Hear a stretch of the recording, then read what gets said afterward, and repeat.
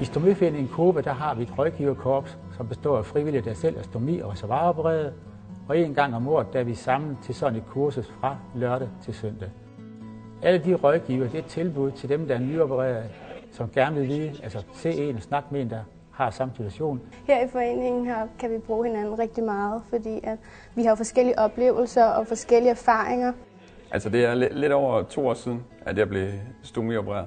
Som rådgiver vil jeg gerne kunne hjælpe andre, som er i den situation, som jeg har været i, men hvor jeg kan hjælpe de nyopererede, som er helt på bar bund og har 1000 spørgsmål. Hvad bliver jeg for en kvinde, når jeg har en pose på maven, og vil min mand mig? Lugter det? Kan det ses? Kan jeg gå i det tøj, jeg plejer? Kan jeg dyrke sex? Og der kan man sige, at det kan man godt.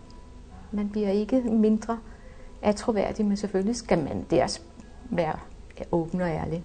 Der er mange fordomme, og det kan vores rådgiver så være med til at putte i jorden ved at sige, jeg kommer ud og snakker med dig, prøv at se mig. Jeg har været stomiopereret i hele mit liv. Jeg var 14 dage gammel, da jeg fik den.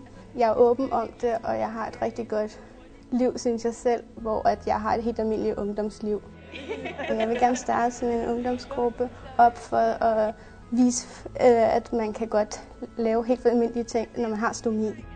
Når jeg skal rådgive, vil jeg gerne hjælpe folk til at tro på, at det kan blive godt. At de kan leve det liv, de gerne vil. Hvis man er åben, uden at gå og fortælle til alle, se, jeg er stomiopereret, jeg er interessant. Nej, det er du ikke, men jeg har et godt liv. Så kan man have masser af livskvalitet, lige så mange år som alle andre. Der er helt sikkert et liv efter stomioperationen. Det er det. Det ser ikke så sort ud, som det gør i starten her. Livskvalitet, ja, det er der i hvert fald. Det er der. Nej, det er ikke forbi.